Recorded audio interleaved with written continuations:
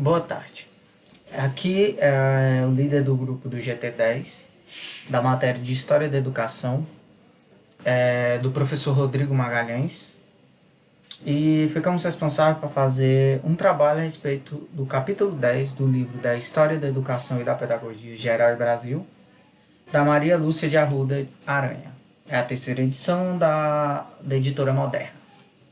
Ficamos responsáveis pelo capítulo 10, que é Educação para a Democracia. Qual foi a ideia que o grupo teve? Além de fazer todo o passo a passo que foi indicado pelo nosso professor, a gente tentou inovar, trazendo algo um pouco diferente, fora um pouquinho da caixinha.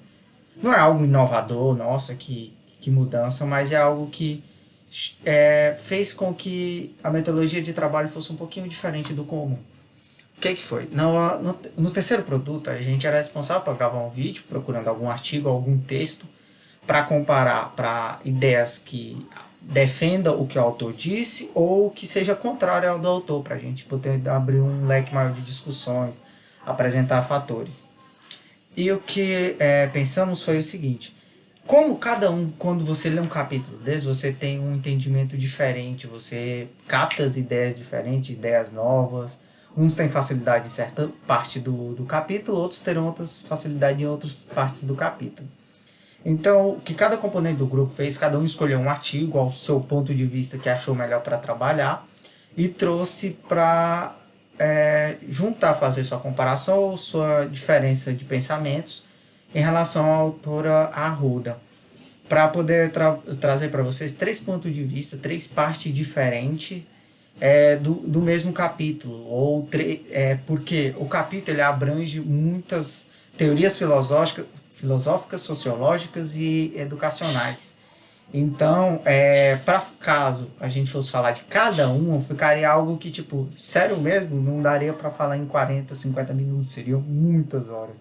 Porque se você for aprofundar em cada pensamento desse, é muitas coisas, muitos livros, já teve vários estudos a respeito. Então a gente vai fazer um breve apanhado do que a gente tirou um pouco de importância a respeito disso. Escolhi o artigo Filosofia e Sociologia no Ensino Médio, um estímulo à consciência crítica, da Cássia Regina Dias Pereira. Por que eu escolhi esse artigo e por que eu resolvi comentar ela usando o embasamento como a Arruda falou no capítulo 10? Nós, como futuros profissionais da educação, temos que sempre estimular a consciência crítica do aluno, o desenvolvimento dele em questão de sociedade, de mundo, de matéria, em qualquer área. Porque isso vai provocar um bem-estar tanto social e individual desse ser humano, vai instigar ele a ter uma prática de dialogar com o outro, escutar opiniões, saber respeitar, ouvir e colocar a sua, mediante sempre com educação, tolerância. A pessoa tem que ser coesa, com fontes verdadeiras, fontes que sejam, que tenham estudos embasados.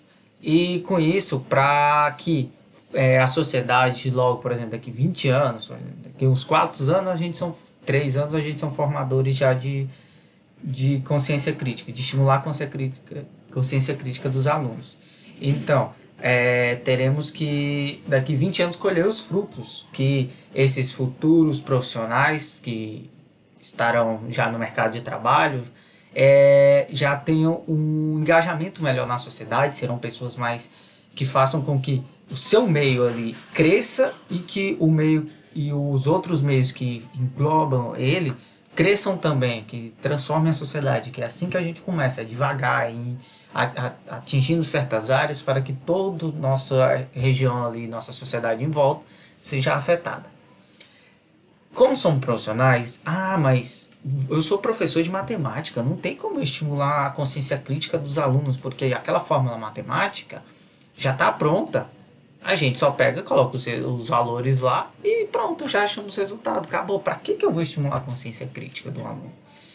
Olha, por exemplo, vamos pegar aqui um exemplo fictício dessa pandemia do Covid-19. O Ministério da Saúde divulga um gráfico, divulga dados muito mentirosos, muito extravagantes, vamos dizer melhor. E esses dados, você como professor, você olha, calma, isso está muito errado. Você vê que, tipo, a notícia, pode dizer assim, você tem uma fonte é, verdadeira, pode dizer as ONGs, a ONU, divulgando sobre o Covid-19 no Brasil, dados oficiais, todos catalogados certinho, e você vê o do Ministério da Saúde do seu país divulgando dados extravagamente exagerados, errados. Você vai olhar, opa, isso está errado. Mas como eu, professor de matemática, posso estimular? Você pode mostrar que o gráfico tende a subidas indiscrepantes, valores não bate. Você pode estimular seu aluno a duvidar muito do que está sendo apresentado. Você pode fazer com que ele corra atrás de fontes verdadeiras, procure outros meios de se informar melhor sobre os dados. Um outro exemplo também que a gente pode falar um pouco da estimulação crítica é a respeito do por que eu faço por essa forma? Eu estou estudando sobre um autor aqui, de uma forma matemática, e o autor só fez dessa forma, sendo que tem um jeito muito mais simples. O aluno ele tem que pegar e provocar isso. Calma, essa conta está muito grande. Eu vou demorar demais, eu vou demorar 15 minutos para fazer. Tem algum jeito de eu fazer em 5 minutos, em 4 minutos? É isso, o aluno vai ter que pesquisar, vai ter que ir atrás, pesquisar de como foi feito aquela primeira fórmula, de como foi a metodologia elaborada ali para que o matemático tenha chegado a esse resultado. Então é isso. Eu estou mostrando um pouco desse exemplo para você entender mais ou menos o que eu quero que você observe. Que hoje em dia não tem como você ser um profissional da educação sem você estimular seu aluno a, a se desenvolver mais, a dialogar mais, a conversar e a tentar aprender a escutar o outro e tentar ter uma consciência de melhor adaptação ao meio que ele está. Bem, continuando. Um trechinho do artigo que me complementou muito, pelo que eu entendi lendo o capítulo 10 de Arruda, é o trechinho falando o seguinte: produzir metodologias que viabilizem em sala de aula uma prática diferente das simples conferências e trabalho de professores capazes de refletir sobre uma prática, ocupando-se também com a pedagogia para que a aprendizagem ocorra.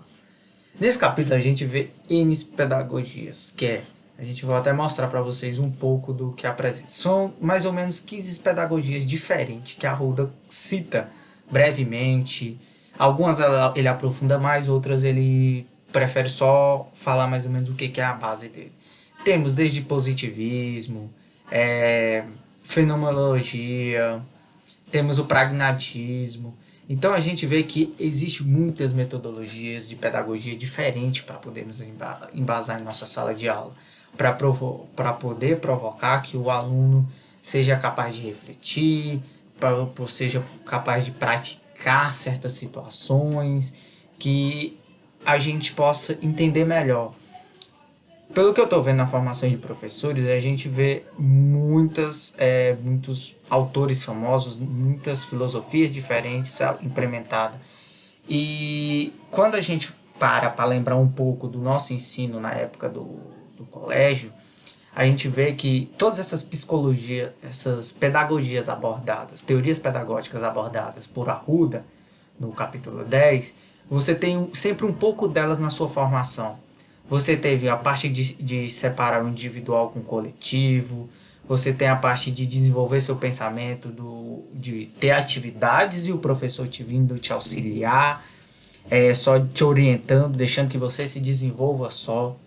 Então, isso assim, eu estou falando só por cima, sendo que tem muitos outros exemplos que você pode tirar que você, na sua formação colegial, você viu muitas dessas teorias pedagógicas apresentadas. E até agora, na nossa formação superior, a gente vê que o estudo científico, que é um dos assuntos abordados por Arruda, está lá também. quando ele apresenta é, as teorias construtivas é o grande assunto que a Arruda trabalha na parte das pesquisas científicas. Que ele são teorias que focam muito na psicologia social, na psicanálise, na medicina, na biologia cibernética e tudo mais. Que são estudos voltados mais para a formação da criança ali na sua inteligência, o que afeta ela, como isso vai desenvolver na sua parte desde bebê até adolescência, da adolescência para a vida adulta. Também vemos isso muito na nossa formação do ensino superior, porque a gente não vai só ser professores da área de ensino superior só para pessoas já com 18, 20, 30 anos, 40 anos, não. Muitos de nós, né, quando chegar na época de estágio, vamos dar aulas para crianças de 6, 5, 10, 15 anos. E essa época elas estão com uma formação muito grande. Seguindo, juntando as duas linhas de pensamento, uma coisa que tem muito, tanto no capítulo 10 como nessa parte do artigo que eu acabei escolhendo, o título não resume tanto um pouco do que vai dizer, mas traz, que é o estímulo à consciência crítica. É muito complicado deve ser, eu tenho quase certeza que deve ser muito complicado para um professor de filosofia e sociologia tentar fazer com que o aluno desempenhe o ápice para procurar, aquele tchan extra para ele ir atrás, com esse tanto de avanço tecnológico. Arruda, no capítulo 10, ele cita uma dificuldade, uma importância muito grande dos profissionais da educação estar sempre atualizado perante as tecnologias. Nos últimos, vamos pegar aí, 20 anos, a mudança do nosso cotidiano, do nosso dia a dia é muito grande. Tanto fora da escola como dentro da escola. E essa época de pandemia foi deve ter sido um marco muito grande para os profissionais da educação. Né? Porque muitos já eram bem antigos, também não tinham tanto conhecimento da área tecnológica, computadores, de aulas online, de stream, de YouTube. Talvez já ouviram falar, já assistiam, utilizavam, ouviam seus filhos, netos, sobrinhos assistindo, vendo, mas eles não tinham entendimento de como usar as ferramentas. Não tinham a prática, não tinham desenvolvimento disso. Alguns talvez não devem ter nem tido tempo para correr atrás para se desenvolver. E essas tecnologias são muito rápido. Para ser sincero, quando eu terminei o ensino médio em 2012, em 2013, já tinha 2012 o Facebook era o auge. Em 2013 entrou o WhatsApp e todo mundo teve que se adaptar para ir para o WhatsApp. O Facebook não parou de funcionar, continuou. Só que a migração do pessoal para usar a rede social do WhatsApp foi muito grande. Eu lembro que eu tive que ensinar a minha avó, que ela foi professora, a utilizar o WhatsApp. Ela hoje em dia tem 81 anos. Então é bem complicado. Ela não trabalha mais na área, mas ela tem contato com alguns alunos. Ela ainda conversa com alguns, pergunta como vai a família e tudo mais. E eu tive que atualizar ela com a questão de rede social. É uma coisa complicada para uma pessoa de 40 anos atrás pegar tantas coisas ligeiras. E deve ser mais difícil ainda você trabalhar como educador para cima desses alunos. Porque hoje a gente tem uma facilidade muito grande de ter informações.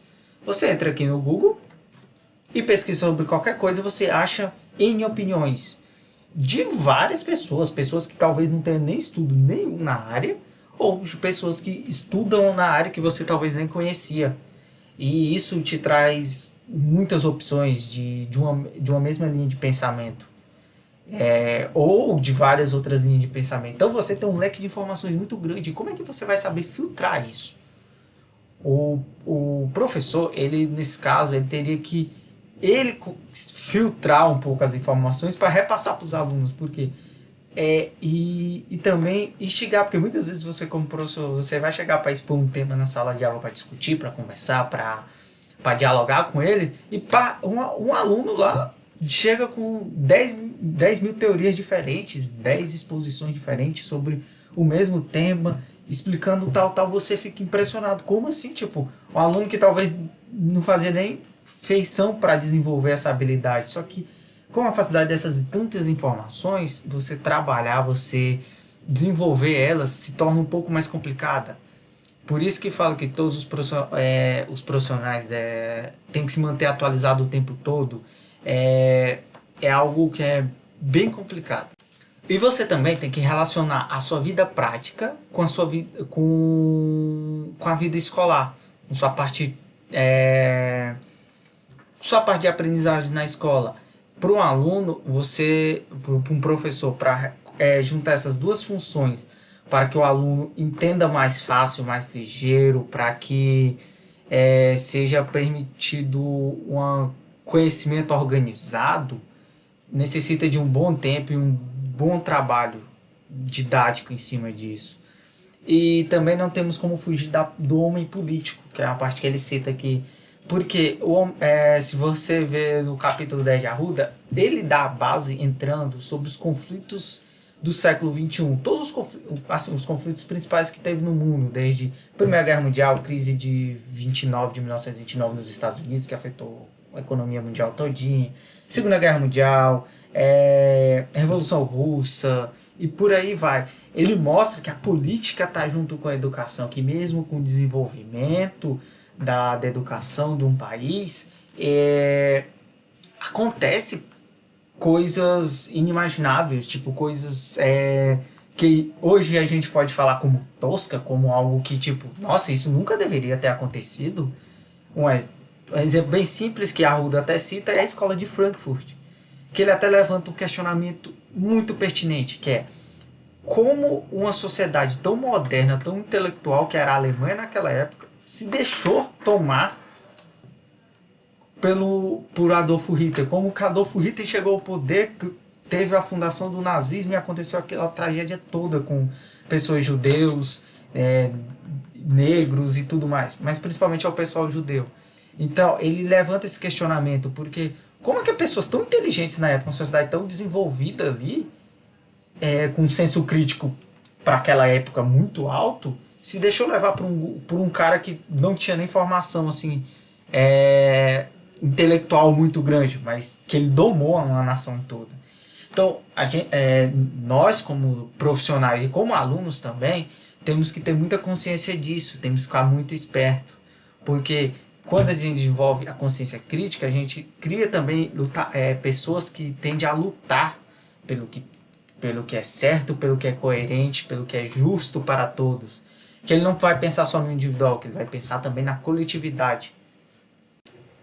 Bem, para finalizar, que foi falado até o momento, vou pegar uma frase final quase aqui da conclusão que a Arruda dá do capítulo 10, que é o seguinte, abre aspas: mesmo porque, nesse início do século XXI, o nosso modo contemporâneo de pensar, sentir e agir está posto em questão, o que exige, sem dúvida, profundas modificações na pedagogia e nas formas de educar. Fecha aspas. Quando a Arruda cita esse finalzinho dessa conclusão, para vocês terem uma ideia, esse livro foi lançado em 2006, então não tinha, a Arruda não tinha noção ainda ele já dá uma base muito grande, mas ele não teria noção ainda do tamanho do avanço tecnológico que teria em 14 anos, para a nossa data atual. Que a modificação pedagógica e do jeito de educar nesses últimos 14 anos sofreu mudanças muito grandes, não só aqui no nosso país, mas no mundo todo. E quando a gente pega esse artigo, no finalzinho também, juntando as duas conclusões, eles falam o seguinte, que a filosofia, ela trata de temas como política, ideologia e ética e liberdade. E a disciplina de sociologia reflete sobre a vida, o papel o papel na sociedade em relação enquanto indivíduos. Que a abordagem favorece a conscientização de que os interesses particulares devem ceder espaços aos interesses sociais. Isso faz com que, com que a gente tenta unir um pouco as duas conclusões, para dar uma finalizada boa. Que é o seguinte, Arruda, nesse capítulo, como eu tinha dito antes, ele apresenta N teorias filosóficas e sociológicas que foi adquirindo no século XX, que foi transformando a educação nossa até chegar no atual, que é. E quando a gente, ao estudo disso, a parte de a capacidade nossa de desenvolver o aluno a dialogar, a argumentar, a tentar se colocar no lugar do outro e tanto articular para que o mundo seja um lugar, para que as pessoas estejam no mundo como uma parte mais coletiva do que individual. Uma coisa que eu citei até na resenha crítica, que foi o produto 1 que fizemos, eu citei uma parte do que eu estou estudando na matéria de educação inclusiva, que é você respeitar o próximo, escutar ele, tentar aprender com ele, aprender não importando a raça, a etnia, cor, religião, nada disso. Porque a cultura que ele traz, a experiência que ele traz da sua vida para a sua formação pode ser muito importante futuramente. Que essa diversidade cultural que principalmente no Brasil a gente tem muito grande dentro de uma sala de aula, dentro do nosso convívio, você pode tirar muitas coisas produtivas para você, que a gente possa lutar um pouco mais para que essa desigualdade diminua cada vez mais, para que as pessoas tenham um toque mais sensível para certas situações que importe mais, como falou aí, na parte mais coletiva do que o indivíduo em si. É claro que a gente deve se importar no nosso crescimento individual, por exemplo. A gente entra na faculdade para ter um melhor desenvolvimento econômico, para a gente ter um emprego, para a gente poder trabalhar, ter nossa casinha, ou o nosso sonho de viajar, não sei, cada um tem muitas metodologias. Só que esse crescimento individual nosso, na nossa sociedade, nunca vai ser só individual. Nós, como formação de professores, a gente está fazendo para que a gente tenha uma carreira legal, uma carreira que dê para ter um sustento para a nossa família. Um exemplo. Só que no âmbito coletivo, a gente está formando pensadores, a gente está formando futuros médicos, advogados, engenheiros, outros professores. Então, não importa, a gente sempre vai ter o crescimento individual, mas a gente tem que pegar esse crescimento individual nosso, não pode deixar de abranger o coletivo. Porque se a gente fizer isso, a gente está, na minha opinião, está deixando um pouco a nossa humanidade nossa quase acabar, sabe? Nós próprios seres humanos estamos atrapalhando o próprio nosso crescimento como cidadão. E é isso. No decorrer dos próximos minutos, vocês verão a opinião do Itaí e depois logo mais o da Débora. Desde já agradeço vocês por terem me escutado até o momento. Agradeço ao professor Rodrigo pelo trabalho proposto para a gente, que traga novas perspectivas, novos embasamentos científicos para a nossa formação, tanto profissional como acadêmicos, e que o desenvolvimento nosso não pare.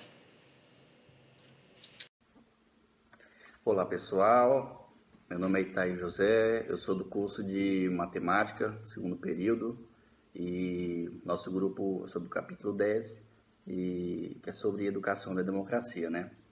Eu trouxe aqui um artigo que eu encontrei na internet de um autor desconhecido, e ele dá uma explicação mais breve e não muito histórica sobre o nosso tema, que ele diz o seguinte, que a educação ela tem um papel fundamental na construção e preservação de uma sociedade democrática, uma vez que tem a responsabilidade social de formar indivíduos sociais que vivem e atuam em uma sociedade com igualdade e respeito à alteridade.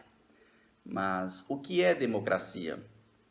A democracia é um termo que surgiu na Grécia Antiga para ressaltar a importância da participação popular no que se refere às tomadas de decisões sobre o funcionamento de uma sociedade em todos os seus aspectos. Então, uma sociedade democrática, ela não tem o seu poder concentrado diretamente na mão de uma pessoa ou de um gestor, né? Mas esse poder ele se dilui em todas as dimensões sociais, através de uma organização representativa à população, como um compartilhamento de poder a todas as pessoas. Dessa maneira, a democracia implica em uma sociedade em que todos os participantes têm o poder e a influência sobre as decisões tomadas e todos têm liberdade de atuar e expressar-se em sua particularidade, desde que não ultrapasse os direitos dos outros. Então, como que a educação ela se relaciona com a democracia? Pode-se dizer que a escola, ou o processo educativo no geral, é um ambiente formador de indivíduos sociais que vivem e atuam em uma sociedade plural. Dessa forma, a educação ela tem um papel muito decisivo na formação de pessoas democráticas e que respeitam a liberdade de expressão e ação dos outros demais, né, que compõem a sociedade.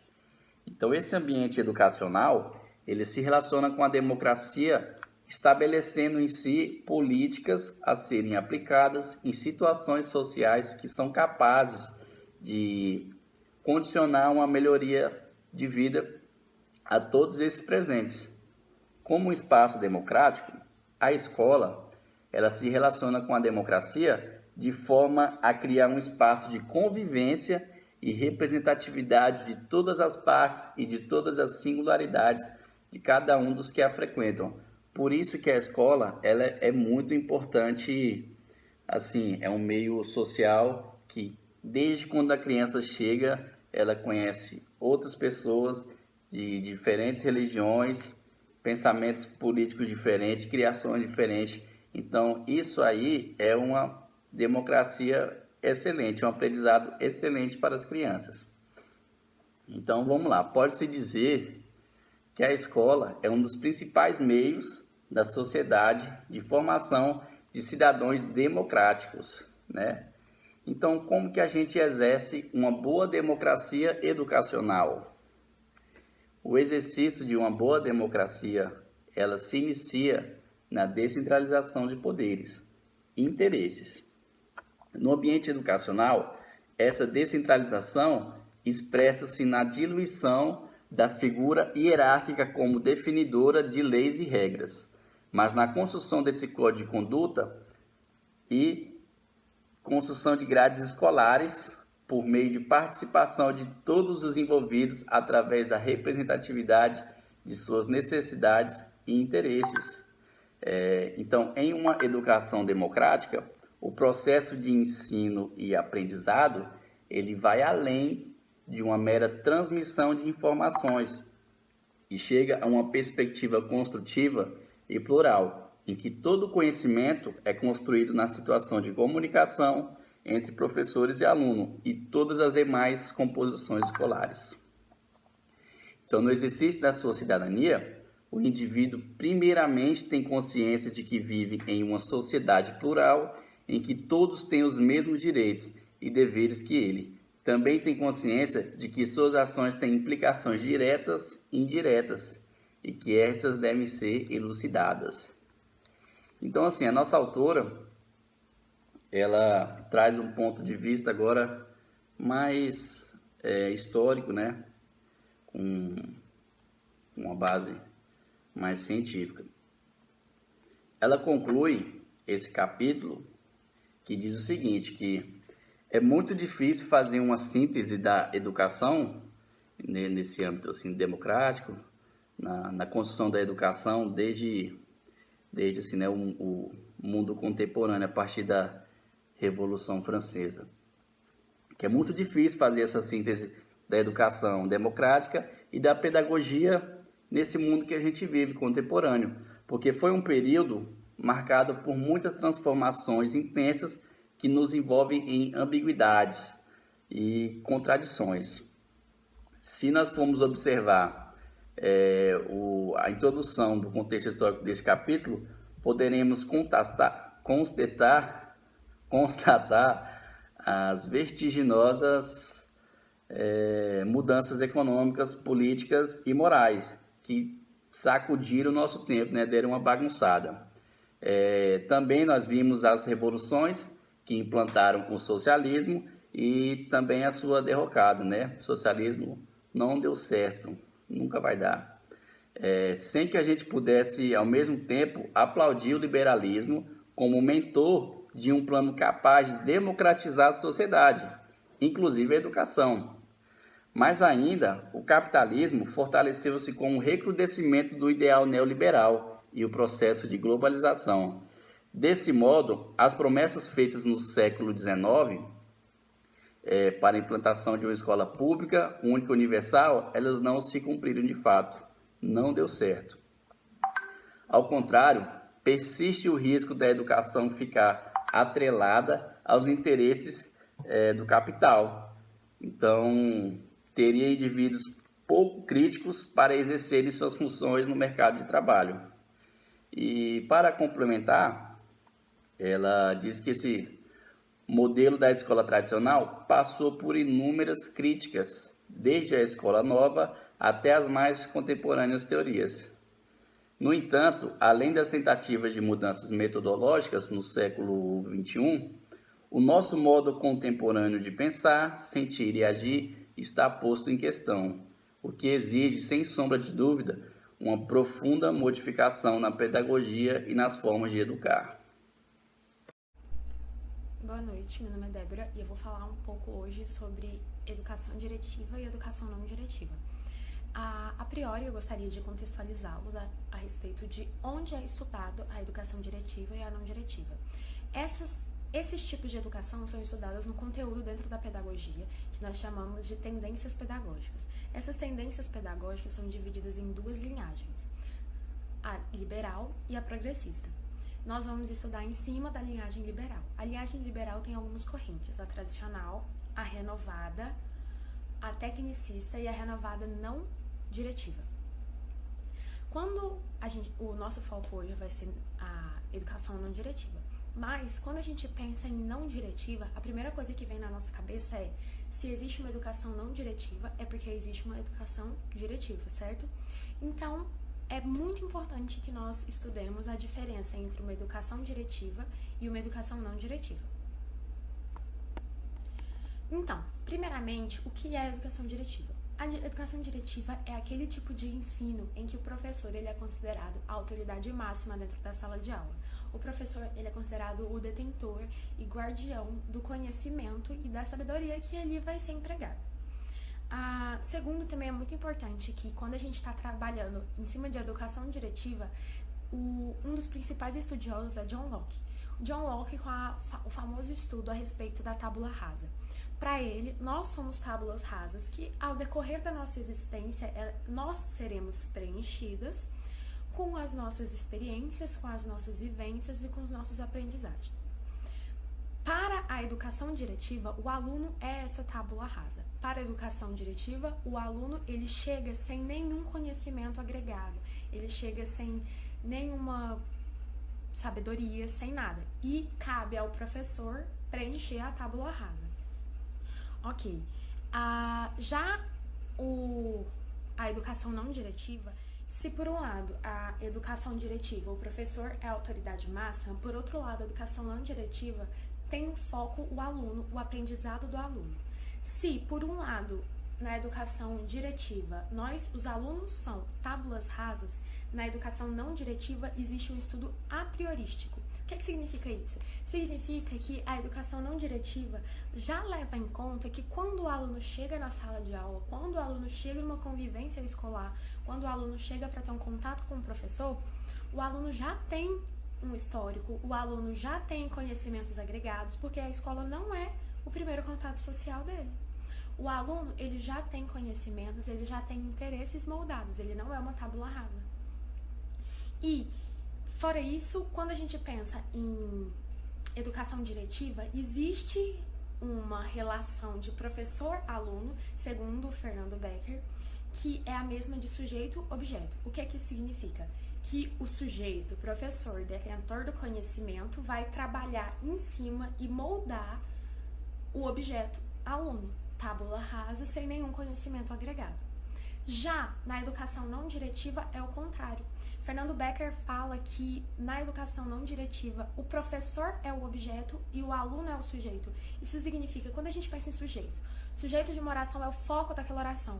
O sujeito de uma oração é quem realiza a ação, a quem é realizada aquela ação, certo? Da mesma forma na educação, quando ele fala que o aluno é o sujeito e o professor é o objeto, significa que o aluno é o foco. Significa que o aluno, com já todo o conhecimento agregado dele, ele não é uma tábula rasa que cabe ao professor preencher. Ele é uma tábula que já é preenchida e cabe ao professor tentar moldar o conhecimento e tentar tanto aprender quanto ensinar. Fernando Becker também fala que na educação não diretiva é importante entender que o aprendizado, o processo de aprendizagem do aluno depende do interesse e da vontade do aluno. E, aos olhos da autora, esse é um dos problemas da educação não diretiva.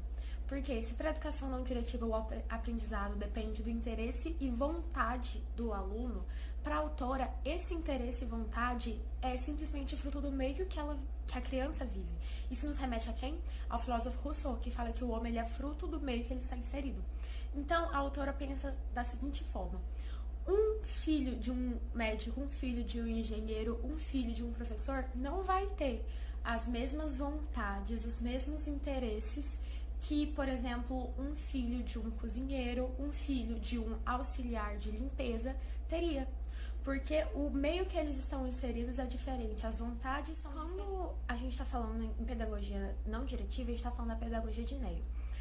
No livro, a autora cita uma fala de Neio que, em outras palavras, ele diz que a escola deve ser um lugar em que a criança desenvolve a sua própria natureza de acordo com seus desejos, suas vontades e seus interesses. Ou seja, aquela criança que tem vontade, desejo e interesse em se tornar um profissional capacitado, assim o fará. E aquela criança que tem interesse apenas em varrer rua, assim o fará. Porém, o erro que a autora aponta é que se uma criança vive num meio social em que ela não é instigada a buscar mais, em que ela não é instigada, que ela não tem uma visão de futuro mais ampla, obviamente ela não vai ter essa vontade, esse interesse.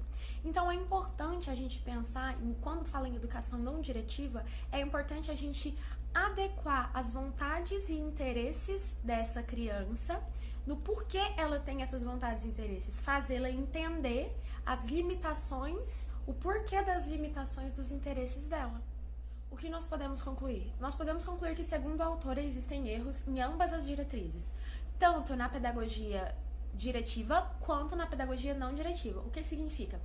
Ela diz que na educação diretiva o erro é esse pensamento lockeano que acredita que o aluno ele chega como uma tábula rasa, que o aluno ele chega sem nenhum conhecimento agregado, ele chega sem saber de nada e com uma necessidade absurda do professor preencher essa tábula rasa com conhecimentos específicos. Sabendo que o aluno ele chega com uma história, ele chega com um histórico, ele chega com um conhecimento previamente adquirido, conhecimento às vezes extra-classe, às vezes não intelectual, mas às vezes o conhecimento social e de outras habilidades. Já na pedagogia não diretiva, o erro que a autora aponta é o mencionado anteriormente, que a criança ela é fruto do meio dela. Portanto, a gente não pode dar importância apenas para as vontades e interesses. Para melhor incrementar e aprofundar os nossos estudos, pegamos um artigo do Edinaldo Enoch Júnior, chamado Teoria e Prática, o Pensar e Fazer Educação, que fala exatamente sobre esses modelos pedagógicos. Ele cita principalmente um grande estudioso e pedagogo chamado Fernando Becker. Para Fernando Becker, existem 3 modelos pedagógicos principais: a educação diretiva, a educação não diretiva e a educação racional e de construção de saberes, conhecida como construtivismo. Educação diretiva e não diretiva são as que nós acabamos de estudar. Essa racional e de construção de saberes, o conhecido construtivismo, ele é um pouco das duas. De que forma? À medida que a diretiva trata o aluno como uma tábula rasa, que não traz história, que não traz conhecimento, que não traz cultura, o construtivismo leva em conta toda a bagagem de conhecimento que o aluno traz.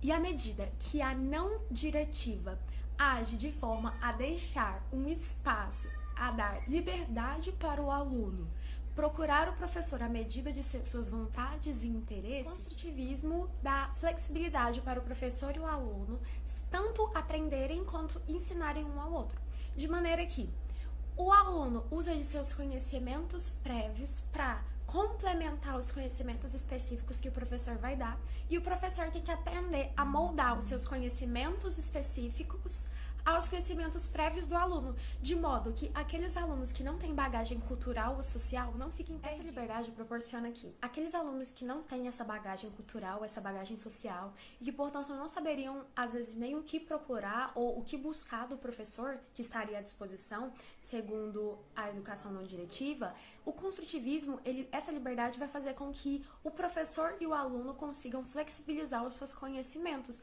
e conseguir juntar ambos, fazendo com que o professor não seja uma visão totalmente autoritária, que não leve em conta os conhecimentos prévios dos alunos, mas também os alunos não precisem ficar com total responsabilidade do conhecimento nas suas costas. Portanto, é possível que nós concluamos que tanto a pedagogia diretiva quanto a pedagogia não diretiva possuem erros que podem acarretar num mau processo de aprendizagem dos alunos.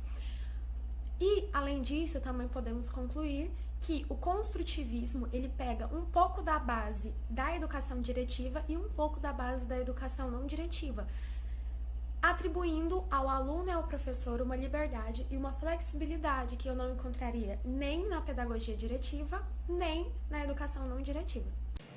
Agradeço a todos que viu até o final. Muito obrigado a todos. Se se sentirem confortáveis, pode comentar esse vídeo para a gente poder discutir, poder trocar algumas ideias a respeito. Se você já leu esse capítulo, se você já teve um estudo afora a respeito desse tema, para poder dialogar, poder aprender um pouco mais com você e você comigo. E é isso. Muito obrigado a todos.